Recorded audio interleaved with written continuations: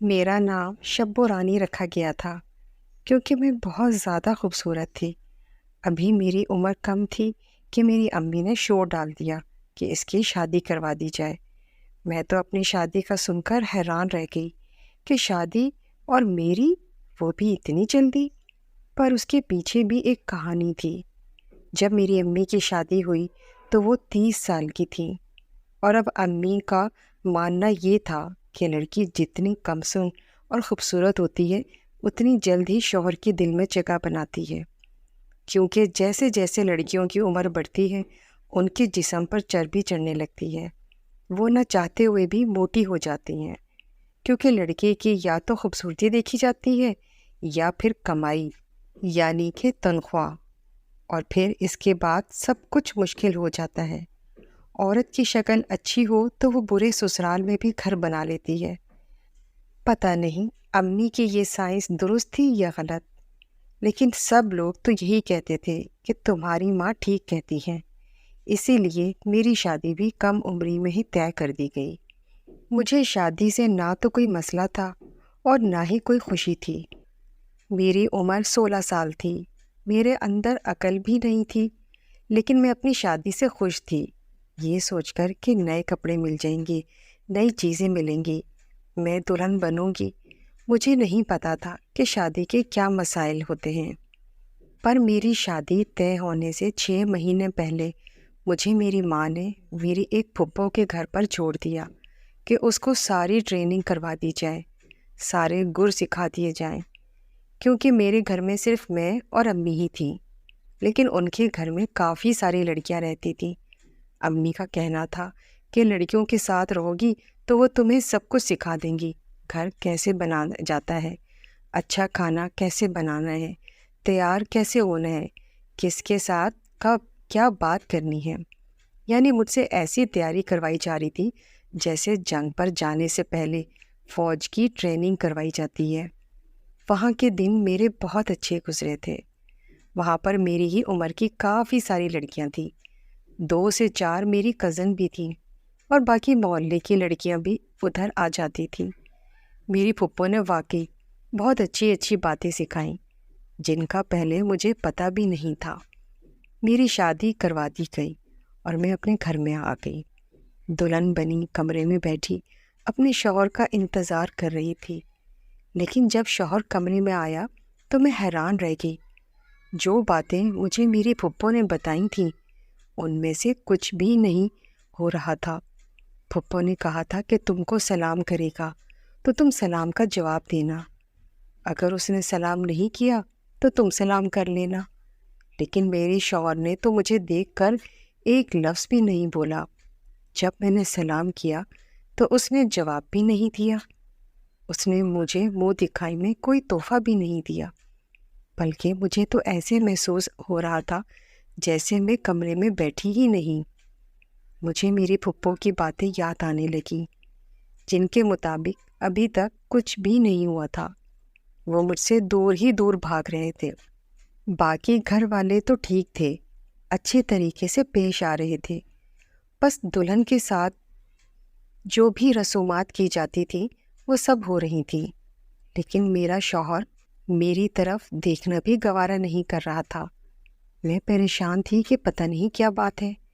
میں اتنی زیادہ خوبصورت تھی اور حسین تھی، کم عمر بھی تھی، اور میرے مقابلے میں میرے شوہر کی عمر بہت زیادہ تھی، یہاں تک کہ ان کا وزن بھی بہت بڑا ہوا تھا۔ اگر میرے ساتھ کھڑے ہو جائیں تو میرا بڑا بھائی لگتے۔ انہی دنوں ہمارے گھر میں مجھ سے ملنے کے لیے ایک رشتہ دار بھی بہت زیادہ آ رہے تھے۔ مجھے روز تیار ہونا پڑتا تھا، اور میں یہ سوچا کرتی تھی کہ انسان یعنی شوہر کی نظر شاید کبھی تو پڑ جائے۔ میں اتنے سارے رنگ پہنتی ہوں، کیا ان میں سے کوئی بھی رنگ ان کا پسند کا نہیں تھا جس کو دیکھ کر میں ان کی آنکھوں کو اچھی لگ جاتی، اور وہ مجھے کہہ دیتا کہ یہاں آؤ، میرے پاس بیٹھو۔ پر یہاں تو میرے پاس بیٹھنا تو دور کی بات ہے، یہ شخص میری طرف دیکھ بھی نہیں رہا تھا۔ وہ پھپھو نے جو باتیں بتائی تھیں میرے کسی کام نہیں آ رہی تھیں۔ مہمانوں کے ساتھ ایک عورت آئی جو کہ مجھے بہت غور سے دیکھ رہی تھی۔ اتنی غور سے کہ مجھے محسوس ہو گیا، اور میں نے اپنی ساس کو بتا دیا کہ یہ عورت مجھے غور سے دیکھ رہی تھی۔ لیکن میری ساس نے مجھے کہا، ایسا نہیں ہے بیٹا، ویسے ہی دیکھ رہی ہوگی، کوئی بات نہیں، تم اس کو نظر انداز کر دو۔ اور اس کے بعد جب میں اٹھ کر پانی پینے کے لیے اپنے کمرے میں آئی تو اسی عورت نے وہاں آ کر اچانک سے دروازہ بند کر دیا۔ مجھے کہنے لگی، تم تو بہت معصوم ہو، لیکن بڑی ہی غلط جگہ آ گئی ہو، جتنی جلدی ہو سکے اس گھر سے چلی جاؤ۔ تمہاری شادی کیسے ان لوگوں نے اس شخص سے کروا دی؟ یہ تو شخص بالکل بھی اچھا نہیں ہے، اس کے ساتھ رہو گی تو تمہاری زندگی برباد ہو جائے گی۔ میں نے اپنی آنکھوں سے دیکھا ہے، سب دیکھا ہے، میں نے یہ شخص بالکل بھی اچھا انسان نہیں ہے۔ اس عورت نے عجیب باتیں کرنی شروع کر دی، اور اچانک سے میری ساس اندر آ گئی۔ اس عورت کو پکڑ کر وہ اسے گھسیٹ کر لے گئی۔ وہ میری ساس کو بھی کہنے لگی، کسی کی بیٹی کی زندگی برباد کرتے ہوئے تمہیں شرم آنی چاہیے، اب تک تمہارا دل نہیں بھرا؟ میری ساس نے بھی اس سے بدتمیزی کی اور اس کو گھر سے نکال دیا۔ بعد میں مجھے یہ بتا دیا گیا کہ یہ اپنی بیٹی کی شادی کروانا چاہتی تھی اور ناکام ہو گئی ہے، اسی لیے اب تمہیں دیکھ کر حسد میں آ کر اس طرح کی باتیں کر رہی ہے، ورنہ تم اپنے شوہر کو دیکھو، کیا خرابی ہے اس میں؟ اچھا اور شریف انسان ہے۔ ویسے خرابی تو میرے شوہر میں کوئی بھی نہیں تھی، بس یہی کہ وہ میری طرف نہیں دیکھ رہا تھا اور مجھ سے زیادہ بات بھی نہیں کر رہا تھا۔ پر گھر والوں کو تو اس بات کا پتہ ہی نہیں تھا، اس لیے بس اتنا کہا کہ سب ٹھیک ہے۔ اس نے تم سے کوئی بات کی ہے؟ تمہیں کوئی بات کہی ہے یا کوئی ایسی بات جو بری لگی ہو؟ تو میں نے یہی کہا، ایسی کوئی بات نہیں ہے، اللہ کا شکر ہے سب کچھ ٹھیک ہے، کیونکہ میں اندر کی بات بتا بھی نہیں سکتی تھی۔ پھپھو نے بھی یہی سمجھایا تھا کہ اپنے شوہر کے ساتھ کمرے میں ہونے والی کوئی بھی بات کسی کو نہیں بتانی۔ اچھی بیوی وہ ہوتی ہے جو اپنے شوہروں کا پردہ رکھتی ہیں۔ ہمارے خاندان کے لوگ بھی آئے ہوئے تھے، انہوں نے بھی مجھ سے پوچھا کہ خوش ہو؟ سب کو منہ پھاڑ کر یہی کہنا پڑا کہ اللہ کا شکر ہے، لیکن اصل میں تو شوہر ابھی تک ہاتھ نہیں آ رہا تھا۔ یہ لوگ کافی اچھے تھے جن کے گھر میری شادی ہوئی تھی، زیادہ کھلے دماغ کے نہیں تھے، لیکن پھر بھی انہوں نے کہا کہ تم لوگوں کو سیر کرنے کے لیے لاہور تک بھیج سکتے ہیں، کیونکہ ویسے بھی یہ ایک چھوٹا سا گاؤں ہی تھا، یہاں سے لاہور جانا بھی بڑی بات تھی۔ میں یہ سن کر بہت خوش ہوئی۔ میں نے کہا کہ وہاں پر میرے شوہر کا ماحول بھی تبدیل ہوگا اور شاید مجھ سے کوئی بات بھی کرے، لیکن میرے شوہر نے انکار کر دیا، وہ بھی سب کے سامنے۔ پھر اس نے پوچھا کہ آپ لوگوں نے ہمیں لاہور کتنے پیسوں میں بھیجنا ہے؟ تو اس پر میری ساس نے کہا کہ شاید 30,000، اتنے تو لگ جائیں گے تم دو بندوں کے۔ میرے شوہر نے کہا کہ وہ 25 یا 30,000 آپ کسی مسجد کے چندے میں ڈال دیں یا کسی غریب کو کھانا کھلا دیں تو بہت اچھی بات ہے۔ دل تو میرا بہت دکھا، لیکن بات بھی ٹھیک تھی۔ سلمان برا انسان نہیں تھا، وہ عورت جھوٹ بول رہی تھی، لیکن پھر یہ سب کچھ کیا تھا؟ یہاں تک کہ اسی طرح کافی سارے دن گزر گئے۔ جب میں اپنے گھر گئی تو میری پھپھو بھی خیر سے آئی ہوئی تھیں۔ انہوں نے مجھ سے تو پوچھنا ہی تھا کہ شادی کیسی چل رہی ہے۔ پھر انہوں نے مجھ سے پوچھا کہ کیا تم نے سب کو عزت دی ہے، شوہر کے ساتھ کس طرح پیش آئیں۔ لیکن جب ان کو ساری بات بتائی تو وہ حیران رہ گئیں۔ انہوں نے کہا کہ میں تمہیں ایک بات سمجھاتی ہوں، لیکن تم یہ بات کسی کو بھی نہ بتانا۔ میری پھپھو نے مجھے کہا، کچھ مرد ایسے ہوتے ہیں جن کو عورتوں میں دلچسپی نہیں ہوتی ہے، ہم ان کو نامرد کہتے ہیں، ورنہ ایسا ہو ہی نہیں سکتا کہ شادی کی پہلی رات تم جیسی بیوی ہو اور وہ مرد تمہارے پاس تک نہ آئے، اس نے تم سے بات تک نہیں کی۔ مجھے تو لگتا ہے تمہارے مرد کے ساتھ اسی طرح کا کوئی مسئلہ ہے۔ یہ سب سن کر تو میں بہت پریشان ہو گئی، کیونکہ اس کے بعد پھر پھپھو نے جو مجھے اور باتیں بتائیں وہ بہت زیادہ پریشان کن تھیں کہ ایسے لوگوں کی اولادیں بھی نہیں ہوتی ہیں، اور پھر معاشرہ ان کو برے ناموں سے بلاتا ہے۔ کسی کو یہ بات پتہ چل جائے تو بہت زیادہ پریشانی ہوتی ہے، اور نہ جانے کیا کیا۔ ایسی باتیں سن کر تو میں بہت زیادہ پریشان ہو گئی، کیونکہ اس کا مطلب میرے شوہر کے ساتھ کوئی مسئلہ تھا، وہ خود سے یہ سب نہیں کر رہا تھا۔ پھر میں نے پھپھو سے پوچھا کہ ان ساری چیزوں کا علاج تو ہوتا ہوگا۔ انہوں نے کہا ان باتوں کے بارے میں بات کرنے سے، سمجھانے سے بھی حل کیا جا سکتا ہے، اور اس کا روحانی علاج بھی ہوتا ہے اور میڈیکل علاج بھی ہوتا ہے۔ میں تو یہ سب باتیں سن کر پریشان ہوتی چلی گئی، پر میری پھپھو نے مجھے کہا کہ ان سب باتوں کا اپنے شوہر سے ذکر مت کرنا۔ جب وہ تمہارے ساتھ بات چیت کرے اور تمہارے ساتھ تھوڑے دوستانہ انداز میں پیش آئے، اس سے پہلے اس طرح کی کوئی بھی بات نہ کرنا، نہیں تو لڑائی ہو جائے گی۔ پھپھو نے مجھے اور بھی باتیں سمجھائیں۔ میں بہت پریشان بھی ہو گئی، واپس اپنے گھر آ گئی اور اپنے کمرے کی الماری کی صفائی کرنے لگی۔ جب مجھے الماری میں سے ایک بیگ ملا جو کہ نہایت ہی پرانا اور مٹی سے اٹا ہوا تھا۔ دلہن کے کمرے میں کوئی بھی پرانی چیز نہیں ہوتی، لگتا ہے یہ کسی نے رکھا ہے، اور وہ یہ رکھ کر بھول گیا تھا۔ اور اس بیگ پر ایک چھوٹا سا کارڈ لگا تھا جس پر میرے شوہر سلمان کا نام لکھا تھا، یعنی یہ میرے شوہر کا بیگ تھا۔ تو اس کا مطلب یہ ہوا کہ یہ میرا ہی ہوا۔ ویسے بھی شوہر کی ہر چیز پر اس کی بیوی کا ہی حق ہوتا ہے، اسی لیے میں نے سوچا کہ کھول کر دیکھتی ہوں، کیونکہ آپ کو کوئی چیز مل جائے اور پھر آپ اس کو کھول کر نہ دیکھیں، ایسا تو ہو ہی نہیں سکتا۔ پھر میں نے کمرے کا دروازہ اندر سے بند کر لیا اور اس بیگ کو کھول کر دیکھا، لیکن جب اس کے اندر کی چیزوں پر میری نظر پڑی تو مجھے کچھ سمجھ نہیں آیا۔ اس کے اندر رسی تھی، ایک ہنٹر تھا جو کہ میں نے اکثر تانگے اور گھوڑوں والوں کے ہاتھ میں دیکھا تھا۔ اس کے علاوہ کچھ عجیب و غریب قسم کے پھندے تھے جو جانوروں کو پکڑنے کے لیے استعمال کیے جاتے ہیں، اور کچھ چیزوں کو تو مجھے سمجھ ہی نہیں آ رہی تھی۔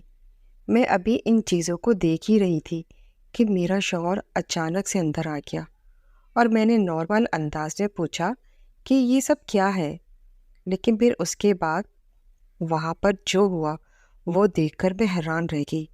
میرے شوہر نے جیسے ہی اس بیگ کو دیکھا وہ پاگل ہو گیا۔ اس نے آگے بڑھ کر بیگ میرے ہاتھ سے چھین لیا۔ اس کے اندر کوئی لوہے کی بھاری چیز تھی جو میرے پاؤں پر لگی، اور ساتھ ہی اس نے میرے منہ پر تھپڑ دے مارا۔ تمہاری جرت کیسے ہوئی میری چیزوں کو چھیڑنے کی؟ شرم آنی چاہیے تم کو، پوچھے بنا کسی کی چیزیں اٹھاتی ہو۔ یہی تمیز سکھائی ہے تمہارے ماں باپ نے تم کو؟ آئندہ اس طرح میری چیزوں کو ہاتھ لگایا تو جان لے لوں گا تمہاری۔ یہ پہلی گفتگو تھی جو ہم دونوں میاں بیوی کے بیچ میں ہوئی، اور وہ بھی ایسی۔ میں رونے لگی اور روتے روتے وہاں سے باہر جانے لگی تو اس نے بہت زور سے میرا ہاتھ پکڑ کر مجھے دھکا دے دیا اور کہا، اگر یہ بات کسی کو پتہ چلی تو مجھ سے برا کوئی نہیں ہوگا۔ میں ایک سائڈ پر بیٹھ گئی، ساری رات روتی رہی۔ صبح میں نے ارادہ کر لیا کہ میرے شوہر کے ساتھ واقعی ایک کوئی بہت بڑا مسئلہ ہے، کسی نے اس پر جادو کروایا ہے یا ہمیں نظر لگ گئی ہے، کیونکہ کون 2 ہفتے کی دلہن کو ایسے مارتا ہے۔ پھر میں نے اپنی پھپھو کو فون کر کے یہ تو نہیں بتایا کہ رات کو کیا ہوا تھا، پر اتنا پوچھا کہ مجھے کسی پیر بابا کے بارے میں بتا دے، تو انہوں نے کہا کہ جس علاقے میں تم رہتی ہو اسی علاقے میں ایک بہت مشہور بابا رہتے ہیں، تم ان کے پاس جاؤ، وہ تمہاری ضرور مدد کریں گے۔ پھر میں نے اگلے دن اپنے گھر جانے کا بہانہ کیا اور وہ اپنے چھوٹے بھائی کے ساتھ اس پیر بابا کے آستانے پر گئی۔ چھوٹا بھائی 6 سال کا تھا، اسے اتنی ان باتوں کی سمجھ نہیں تھی۔ پھر بابا کو دیکھا تو وہ بھی کم عمر ہی لگ رہے تھے، میرے شوہر جتنی عمر ہوگی ان کی، لیکن ان کے بارے میں بہت تعریفیں ہو رہی تھیں، اسی لیے میں بھی وہیں پر جا کر بیٹھ گئی اور پھر جب میری باری آئی تو میں نے ان کو سب کچھ بتا دیا۔ پھر میں نے ان سے کہا کہ لگتا ہے میرا شوہر نامرد ہے، اسے مجھ میں کوئی دلچسپی نہیں ہے۔ آپ کچھ ایسا کریں تو وہ میری طرف مائل ہو جائیں، ان کا دل میری طرف ہو جائے اور وہ مجھ سے محبت سے پیش آئیں۔ بابا نے جب مجھ سے پوچھا کہ تم کس گھر سے آئی ہو تو میں نے جھوٹ بول دیا، کیونکہ میں نہیں چاہتی تھی کہ میرے شوہر کے بارے میں کسی کو پتہ چلے، اسی لیے میں نے جھوٹا نام بتا دیا۔ اس نے کہا کہ آج کل تو یہ سب بہت زیادہ ہو رہا ہے، ہر گھر کا یہی مسئلہ ہے، پتہ نہیں لوگوں کو کیا ہو گیا ہے، لڑکیوں کو مردوں میں دلچسپی نہیں اور مردوں کو لڑکیوں میں۔ الٹی گنگا بہہ رہی ہے۔ بیٹی تم فکر مت کرو، میں تمہارے مسئلے کا حل کرتا ہوں۔ میں تمہیں ایک ایسا تعویذ دوں گا جو تمہیں اپنے شوہر کو پانی میں گھول کر پلانا ہے، اس کے بعد تم ساری زندگی مجھے دعائیں دیتی رہو گی۔ 3 دن تک تم نے یہ کرنا ہے، اس کے بعد سارا کچھ بالکل ٹھیک ہو جائے گا۔ پھر بابا نے مجھے تعویذ دے دیے اور 10,000 بھی لیے۔ میں نے بابا کو کہا کہ میں بار بار نہیں آ سکتی، اگر مجھے کوئی بات پوچھنی ہو تو کیسے بات کروں؟ تو انہوں نے کہا کہ تم میرا نمبر لے لو، آرام سے مجھے میسج کر دینا، نمبر کے اوپر کسی عورت کا نام لکھ لو تاکہ کسی کو پتہ نہ چلے۔ وہاں پر ایک عورت بھی بیٹھی ہوئی تھی، انہوں نے کہا یہ بہت اچھے انسان ہیں، یہ سب کی مدد کرتے ہیں، ورنہ یہ بھی تو کہہ سکتا تھا کہ اگلی دفعہ ضرور آنا اور پھر سے آپ کو پیسے دینے پڑتے۔ اس لیے میں نے ان کا نمبر لے لیا اور تعویذ بھی۔ مجھے انہوں نے کہا کہ پانی میں کھول کر اپنے شوہر کو پلانا ہے، وہ بھی 3 دن تک، رات کو سونے سے پہلے۔ ایک دن تو میں نے پلا دیا اور ایسا مجھے کچھ نظر ہی نہیں آیا۔ دوسرے دن بھی میں نے وہی کام کیا اور اپنے شوہر کو تعویذ پلا دیا، لیکن اس دن کچھ بہت عجیب ہوا۔ سلمان کمرے میں بیٹھے تھے، جب میں باتھ روم سے باہر آئی تو میں نے دیکھا کہ میرے شوہر کے ہاتھ میں میرا فون تھا۔ میں پریشان ہو گئی، لیکن پھر دل کو سکون آیا کہ نمبر تو میں نے ویسے بھی لڑکی کا نام لکھا ہے اور ابھی تک کوئی میسج بھی نہیں کیا ہوا ہے، مجھے ڈرنے کی کیا ضرورت ہے۔ میرے شوہر نے بھی فون ایک طرف رکھ دیا اور وہ کچھ دیر خاموش رہا اور مجھے ایک بات بتائی۔ 2 ہفتے بعد ہم لوگ گھر سے چلے جائیں گے، ہم لوگ الگ گھر میں رہیں گے۔ میں یہ بات سن کر حیران ہو گئی۔ پھر میں نے کہا کہ مجھے الگ گھر میں رہنے کا کوئی شوق نہیں ہے اور میں نے آپ کو یہ کہا بھی نہیں ہے۔ اس نے کہا کہ تمہیں شوق نہیں ہے پر مجھے شوق ہے۔ میں نے کہا کہ پھر ساری دنیا تو یہی کہے گی کہ میں نے آپ کو آپ کے ماں باپ سے الگ کر دیا۔ اس پر میرے شوہر نے کہا کہ ان کے اور بھی بچے ہیں، میں ان کا اکلوتا بیٹا نہیں اور میں خود الگ رہنا چاہتا ہوں، اور یہ جو میں تمہارے ساتھ اکھڑا اکھڑا سا رہتا ہوں، جب ہم الگ رہیں گے تو پھر سب کچھ ٹھیک ہو جائے گا۔ میں نے کہا آپ سب لوگوں کی وجہ سے لحاظ میں آ جاتے ہیں، تو میرے شوہر نے کہا کہ ہاں ایسی ہی بات سمجھ لو اور میرا ساتھ دو۔ 2 ہفتے بعد ہم الگ ہو جائیں گے، ابھی مجھے بہت ضروری کام سے جانا ہے، پھر میں تم سے بات کرتا ہوں۔ جبکہ رات کے 11 بج رہے تھے، میں نے بھی ان سے نہیں پوچھا۔ آج اتنے دنوں بعد انہوں نے مجھ سے بات کی تھی، میرا ہاتھ پکڑا تھا، اس کا مطلب تعویذ کا اثر ہو رہا تھا۔ میرے شوہر نے آرام سے مجھ سے بات کی اور مجھے یہ بھی کہا کہ تمہیں الگ کر دوں گا۔ یہ تو ہر عورت کی خواہش ہوتی ہے اور شوہر ساری زندگی بھی یہ کام نہیں کرتے۔ یہ تعویذ تو واقعی بہت اثر کر رہا تھا۔ پھپھو نے یہ بھی کہا تھا کہ جب مرد عورت کو الگ گھر بنا دیتا ہے اس دن عورت کی جیت ہو جاتی ہے۔ میرے تو سارے معاملات سیدھے ہو رہے تھے، اس کا مطلب کہ میرا شوہر باقی بہن بھائیوں سے لحاظ میں آ جاتا تھا۔ بات تو ٹھیک تھی، وہ بڑا بھائی تھا، اسی لیے اس پر بڑی ذمہ داری تھی، مجھے کوئی مسئلہ نہیں تھا۔ اگر ہم الگ ہو جاتے تو مجھے یقین تھا کہ میرا شوہر نہ صرف مجھ سے محبت سے پیش آئے گا بلکہ ہماری زندگی خوشیوں سے بھر جائے گی۔ صبح میں نے یہی بات بابا جی کو بتانے کے لیے کال کی تو ان کا نمبر ہی آؤٹ آف رینج آ رہا تھا، پتہ نہیں وہ کہاں گئے ہوئے تھے۔ خیر، آج آخری تعویذ پلانا تھا اور میں بہت زیادہ خوش تھی۔ رات کو اپنے شوہر کو جیسے ہی تعویذ پلایا، اچانک اس نے میری طرف دیکھا اور مجھے کہا کہ تم نے مجھے تعویذ پلایا ہے، نہ تو میں بتاتا ہوں کہ اس کا مقصد کیا تھا۔ میرے شوہر نے مجھے مارنا شروع کر دیا، مجھ پر تشدد شروع کر دیا۔ اس نے مجھے بہت سارے تھپڑ مارے اور ساتھ ساتھ مجھے یہ بھی بتایا کہ اس پیر کا تو میں نے وہ حال کیا ہے جو کسی نے بھی نہیں کیا ہوگا، ابھی پڑا ہوگا کہیں نڈھال ہو کر۔ تمہاری جرت کیسے ہوئی یہ سب کچھ کرنے کی؟ مجھے عورتوں میں کوئی دلچسپی نہیں ہے اور تمہیں دکھ دے کر مجھے بہت زیادہ سکون ملتا ہے، کیونکہ یہی میرا شوق ہے۔ اسی لیے تو میں تمہیں الگ گھر لے کر جا رہا ہوں، وہاں پر یہی سب کچھ کروں گا تمہارے ساتھ۔ بہت لحاظ کر لیا تمہارا۔ پھر میں نے چیخنا چلانا شروع کر دیا، یہاں تک کہ گھر والوں نے دروازہ پیٹنا شروع کر دیا۔ میں وہاں سے ایسی نکلی کہ میری حالت دیکھ کر سب لوگوں نے اپنے منہ پر ہاتھ رکھ لیے۔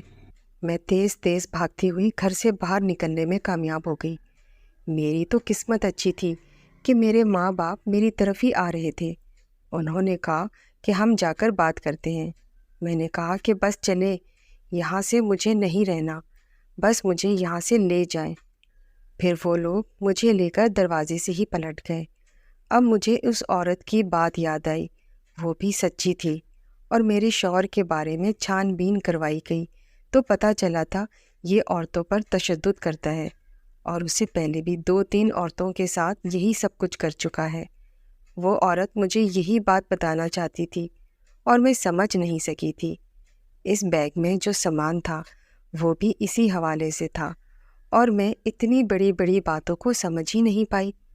بابا صاحب جنہوں نے مجھے تعویذ دیا، ان کے بارے میں بھی ان کو پتہ چل گیا تھا، ان پر بھی اس نے دھوکے سے اپنے پاس بلا کر تشدد کیا۔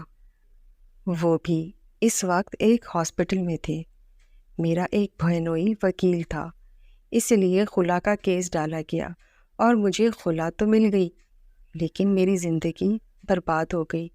اس کے بعد میں 6 سال تک اپنے گھر میں بیٹھی رہی، میرے لیے کوئی رشتہ نہیں آیا۔ پھر 6 سال کے بعد مجھے ایک شخص کا رشتہ ملا۔ اس کی بیوی اس دنیا میں نہیں تھی اور پہلے سے 2 بچے بھی تھے۔ میرے ماں باپ نے اس شخص کے ساتھ شادی کر کے مجھے رخصت کر دیا، اور پھر ایک دن مجھے پتہ چلا کہ میرا شوہر جو دوسروں پر تشدد کیا کرتا تھا آج بستر پر پڑا ہے، اور کوئی اس کا خیال کرنے والا نہیں ہے، کیونکہ اس کا ایکسیڈنٹ ہو گیا تھا جس میں اس کی دونوں ٹانگیں بیکار ہو گئی ہیں، جسم کام نہیں کرتا، بس چرپائی پر پڑا چیختا چلاتا رہتا ہے۔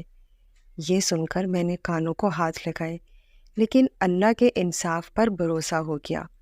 جس سے میری شادی ہوئی وہ بہت ہی اچھے انسان تھے اور میرا بہت ہی خیال رکھتے تھے۔ اس کے 2 بیٹے تھے جو مجھے ہی ماں کہتے تھے، تو دل کو بہت سکون ملتا تھا۔ آپ لوگوں سے بھی گزارش ہے، اپنی بیٹیوں کی شادی کرنے سے پہلے اچھی طرح چھان بین کر لیں۔ آپ کسی کو اپنی بیٹی دے رہے ہیں کیونکہ یہ آپ کی بیٹی کا زندگی کا سوال ہے۔ یہ مت دیکھیں کہ ان کے پاس کتنی دولت ہے، کتنے پیسے ہیں، لڑکے کی کمائی کتنی ہے۔ یہ چیک کریں کہ وہ اچھا انسان ہے یا نہیں، کیونکہ جب لڑکیاں کسی درندے کے ہاتھ لگ جاتی ہیں تو ان کی زندگی برباد ہو جاتی ہے۔ آج بھی میں راتوں کو اٹھ کر ڈر جاتی ہوں اور یہ سوچتی ہوں تو اس نے تشدد کرنے کے لیے پورا پلان بنا رکھا تھا۔ وہ مجھے الگ گھر میں لے جا کر نہ جانے میرے ساتھ کیا کچھ کرتا۔ اللہ کا لاکھ لاکھ شکر ہے کہ اللہ نے میری مدد کی، اور اللہ کا شکر ادا کرتی ہوں جس نے میری حفاظت کی اور مجھے بچا لیا۔